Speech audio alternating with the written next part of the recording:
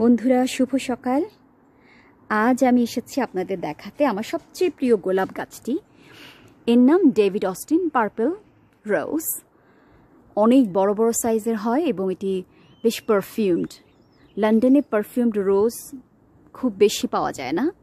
এটি তাদের একটা সবসময় এর একটা সাপোর্ট লাগে, তো বড় একটি কাঠ দিয়ে আমি এটাকে সাপোর্ট দিয়েছি গাছটিকে, কারণ ফুলগুলো অনেক বড় হয়। দেখতেই পাচ্ছেন আমার হাত ভরে গেছে। এবং যখন একটি ফুল ঝরে যায় আমরা ডেড হেডটা কেটে দেই।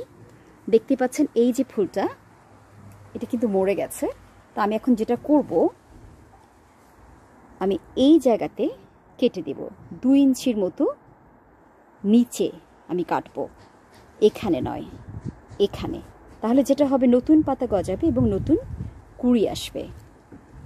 এটি গাছের, বিশেষ করে গোলাপ গাছের জন্য খুবই জরুরি নিয়মিত ডেড হেডগুলো কেটে দেয়া।